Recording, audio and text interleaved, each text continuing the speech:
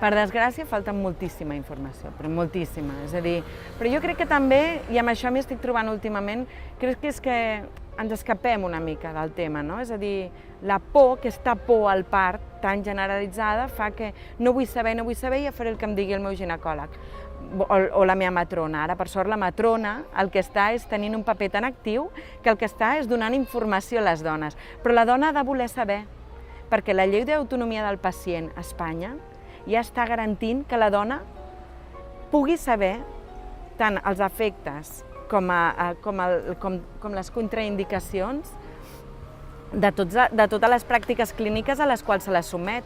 Per tant, hi ha un dret que no s'utilitza. Avui en dia les matrones tornen a tenir una habilitat i tornen a estar emprant tot el que ja sabien, però que durant un temps semblava que havien passat a ser les segones, no? Tenim aquesta veneració del metge absoluta i les dones som les primeres, no? Doncs no, les matrones avui en dia són les que assisteixen als parts normals, no només a Espanya, als països nòrdics, a Anglaterra. L'altre dia parlava amb una anglesa i em deia que li semblava superretrasat com s'assistia aquí al part. Per què? Perquè allà, si tot va bé, tu gairebé ni veus el metge. El ginecòleg o ginecòloga té el paper d'intervenir quan hi ha complicacions. És el metge que ha d'estar a prop, per això insisteixo que ha d'estar a prop, per si passa, hi ha algun tipus de complicació. Home, jo crec que cada vegada n'hi ha menys. Jo vull ser optimista, però és veritat que encara jo crec que hi ha molt per fer. Aquí tenim aquesta dicotomia tan absoluta entre el privat i el públic, que fa que hi hagi un 30% de cesàries en molts hospitals privats, quan, a més, imagineu-vos lo greu que és, quan els hospitals públics de tercer nivell, que són els hospitals que assisteixen als casos més complicats, és a dir, les dones amb diabetis gestacional, amb hipertensió, dones amb parts que ja saps que van a ser complicats, s'assisteixen al Clínic o Sant Pau.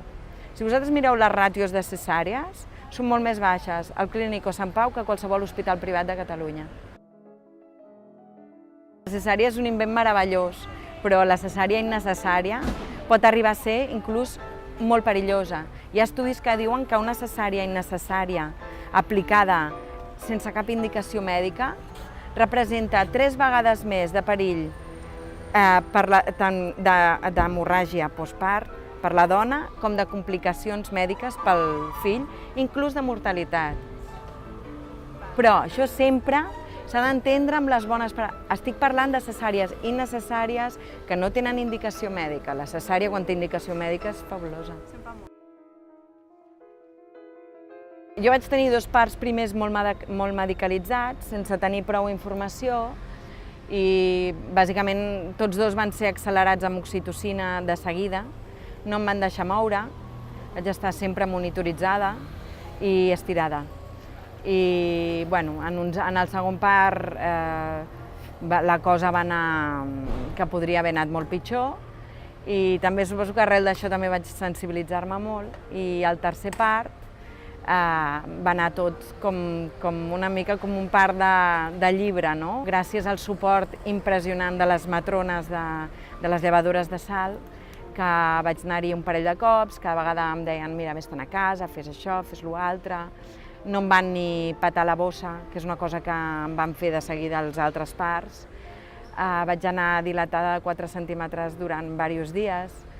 Tot amb tota la informació i amb tot el control va anar molt bé i a l'hora de parir vaig poder parir. Vaig parir de peu, vaig tenir la nena de seguida i me la van posar pell en pell a sobre, que és una cosa que tampoc havia tingut en els altres parts i que és una cosa que està estudiadíssima, que és una part que mai se'n parla, però que és una part preciosa i crec que molt necessària. La criatura repta des de l'abdomen, guiada per l'olfacte, i s'enganxa sola al pit. I això m'al·lucinava, jo ho havia vist als llibres i ho vaig viure. Primer és molt emocionant, però després la manera com s'agafa el pit és la manera més correcta, perquè ells ja estan programats per fer-ho, llavors què fa que les lactàncies llavors siguin molt més exitoses. La lactància és un procés molt dur per la mare, llavors si ja comencem amb aquest bon peu, tot és molt més fàcil després. a part de que la màgia d'aquests moments és una cosa que és fantàstica si la pots viure.